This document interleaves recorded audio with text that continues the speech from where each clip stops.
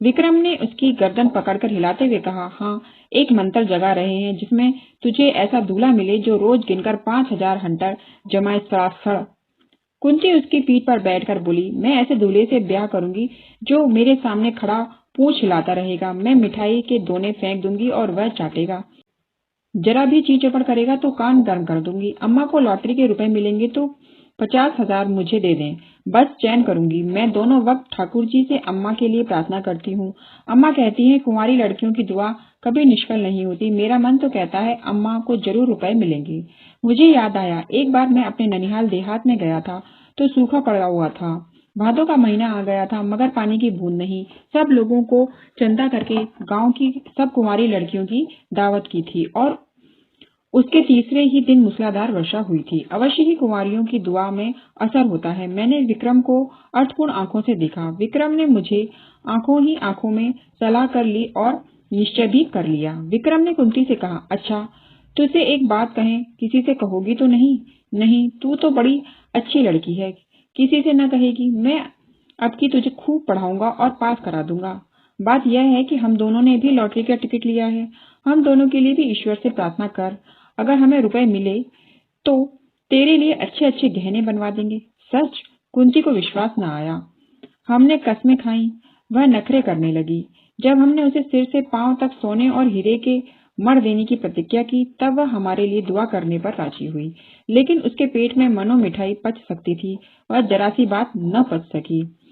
सीधे अंदर भागी और एक क्षण में सारे घर में यह खबर फैल गई।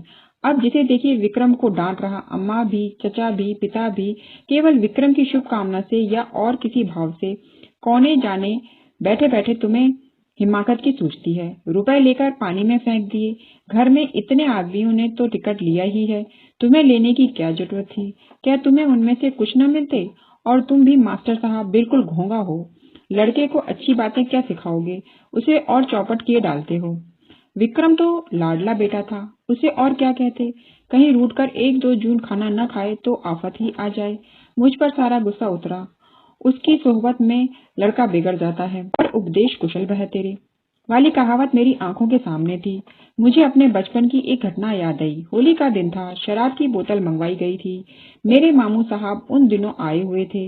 मैंने चुपके से कोठरी में जाकर गिलास में एक घूंट शराब डाली और पी गया।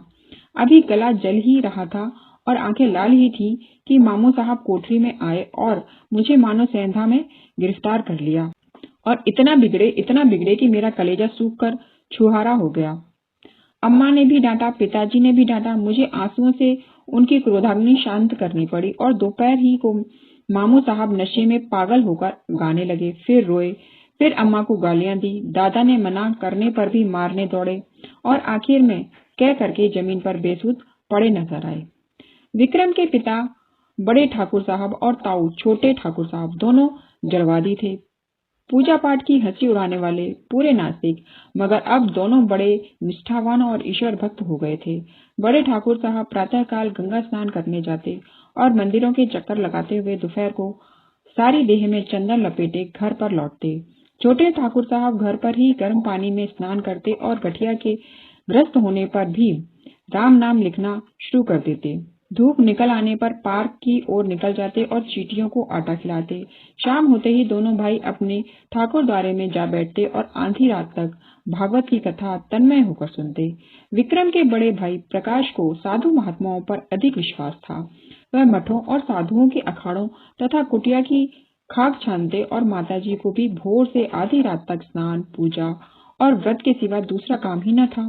इस उम्र में भी उन्हें श्रृंगार का शौक था, पर आजकल पूरी तपस्विनी बनी हुई थी।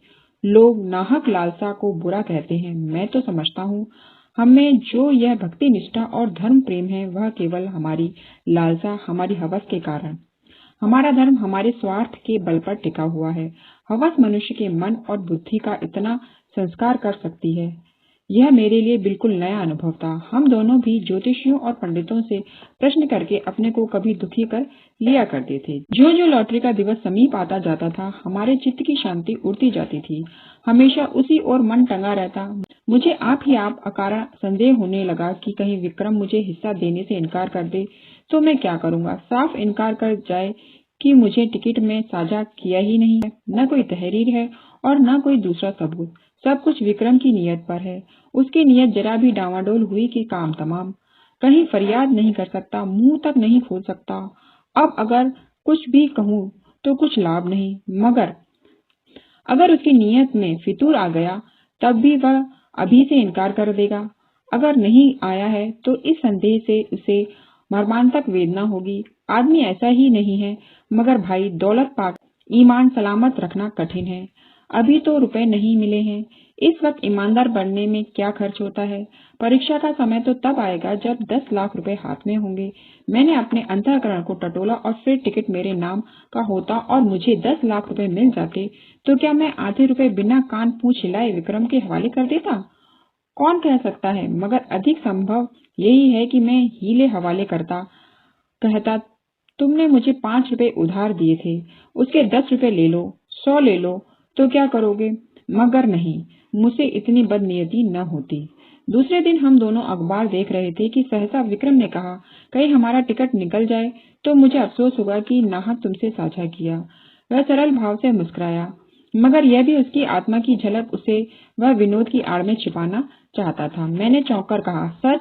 लेकिन इसी तरह मुझे भी तो अफसोस हो सकता है। लेकिन टिकट तो मेरे नाम है। इससे क्या?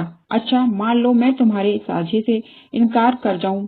मेरा खून सर्द हो गया, आंखों के सामने अंधेरा छा गया। मैं तुम्हें इतना बदनीयती नहीं समझता था, मगर है बहुत संभव। 5 लाख, सोचो, दिमाग चकरा जाता है। तो भाई अभी से कुशल है, पढ़ी लिखी कर लो। यह संशय रहे ही क्यों? विक्रम ने हंसकर कहा, तुम बड़े शक्की हो यार। मैं तुम्हारी परीक्षा ले रहा था। भला ऐसा कहीं हो सकता है? 5 लाख क्या, 5 करोड़ भी हो, तब भी ईश्वर चाहेगा तो नियत में खलल न आने दूंगा। किंतु मुझे उसके इस आश्वासन पर बिल्कुल विश्वास न आया। मन में एक संशय बैठ गया। मैंने कहा, यह तो मैं जानता हूँ, तुम्हारी नियत कभी विचलित नहीं हो सकती, लेकिन लिखा पढ़ी कर लेने में क्या हरज है? फजूल है। फजूल ही सही, तो पक्के कागज पर लिखना पड़ेगा। 10 लाख की कोर्ट फीस भी 7,500 हो जाएगी। किस भ्रम में हैं आप? मैंने सोचा, बला से सादी लिखा पढ़ी के बल पर कोई कानूनी कार्रवाई न कर सकूंगा, पर इन्हें लज्जित करने का, इन्हें जलील करने का, इन्हें सबके सामने बेईमान सिद्ध करने का अवसर तो मेरे हाथ आएगा। और दुनिया में बदनामी का भय न हो तो आदमी न जाने क्या करे। अपमान का भय कानून के भय से किसी तरह कम क्रियाशील नहीं होता। बोला, मुझे सादे कागज पर ही विश्वास आ जाएगा। विक्रम ने लापरवाही से कहा, जिस कागज पर कोई कानूनी महत्व नहीं, उसे लिखकर क्या समय नष्ट करें। मुझे निश्चय हो गया कि विक्रम की नियति में अभी से फितूर आ गया, नहीं तो सादा कागज लिखने में क्या बाधा हो सकती थी। बिगड़ कर कहा, तुम्हारी नियत तो अभी से खराब हो गई। उसने निर्लजता से कहा, तो क्या तुम साबित करना चाहते हो कि ऐसी दिशा में तुम्हारी नियत न बदलेगी? मेरी नियत इतनी कमजोर नहीं, रहने भी दो। बड़ी नियत वाले अच्छे अच्छे को देखा है। तुम्हें इसी वक्त लेखाबद्ध होना पड़ेगा। मुझे तुम्हारे ऊपर विश्वास नहीं रहा। अगर तुम्हें मेरे ऊपर विश्वास नहीं है तो मैं भी नहीं लिखता। तो क्या तुम समझते हो तुम मेरे रुपए हजम कर जाओगे? किसके रुपए, कैसे रुपए? मैं कहे देता हूँ विक्रम, तुम्हारी दोस्ती का ही अंत न हो जाएगा, बल्कि इससे कहीं भयंकर परिणाम होगा। हिंसा की एक ज्वाला सी मेरे अंदर धड़क उठी। सहसा दीवान खाने में झड़प की आवाज सुनकर मेरा ध्यान उधर चला गया। यहाँ दोनों ठाकुर बैठा करते थे। उनमें ऐसी मैत्री थी जो आदर्श भाइयों में हो सकती है। राम और लक्ष्मण में भी इतनी ही रही होगी। झड़प की तो बात ही क्या, मैंने उनमें कभी विवाद होते भी न सुना था। बड़े ठाकुर जो कह दें वह छोटे ठाकुर के लिए कानून था, और छोटे ठाकुर की इच्छा देखकर ही बड़े ठाकुर कोई बात करते थे। हम दोनों को आश्चर्य हुआ कि दीवान खाने के द्वार पर जाकर खड़े हो गए। दोनों भाई अपनी अपनी कुर्सियों पर उठकर खड़े हो गए थे। एक एक कदम आगे भी बढ़ गए थे। आंखें लाल, मुख विकृत, त्योरियां चढ़ी हुई, मुठ्ठियां बंधी हुई। मालूम होता था बस हाथापाई हुई ही चाहती है। छोटे ठाकुर ने हमें देखकर पीछे हटते हुए कहा, सम्मिलित परिवार में जो कुछ भी और कहीं से भी और किसी भी के नाम आए है वह सबका है बराबर। बड़े ठाकुर ने विक्रम को देखकर एक कदम और आगे बढ़ाया, हरगिज नहीं। अगर मैं कोई जुर्म करूं तो मैं पकड़ा जाऊंगा। सम्मिलित परिवार नहीं, मुझे सजा मिलेगी, सम्मिलित परिवार को नहीं। यह वैकल्पिक प्रश्न है, इसका फैसला अदालत से होगा। शौक से अदालत जाइए। अगर मेरे लड़के, मेरी बीवी और मेरे नाम लॉटरी निकली तो आपका इसमें कोई संबंध ना होगा। इसी तरह जैसे आपके नाम लॉटरी निकले तो मुझसे, मेरी बीवी से या मेरे लड़के से उससे कोई संबंध न होगा। अगर मैं जानता कि आपकी ऐसी नीयत है तो मैं भी बीवी बच्चों के नाम से टिकट ले सकता था। यह आपकी गलती है, इसलिए कि मुझे विश्वास था आप भाई हैं। यह जुआ है, आपको समझ लेना चाहिए था। जुए की हार जीत का खानदान पर कोई असर नहीं पड़ सकता। अगर आप कल को 10-5 हजार रेस में हार जाएं तो खानदान इसका जिम्मेदार न होगा, मगर भाई का हक दबाकर आप सुखी नहीं रह सकते। आप न ब्रह्मा हैं, न ईश्वर और न कोई महात्मा। विक्रम की माता ने सुना कि दोनों भाइयों में ठनी हुई है और मल्लयुद्ध हुआ चाहता है, तो दौड़ी हुई बाहर आई और दोनों को समझाने लगी। छोटे ठाकुर ने बिगड़कर कहा, आप मुझे क्या समझाती हैं?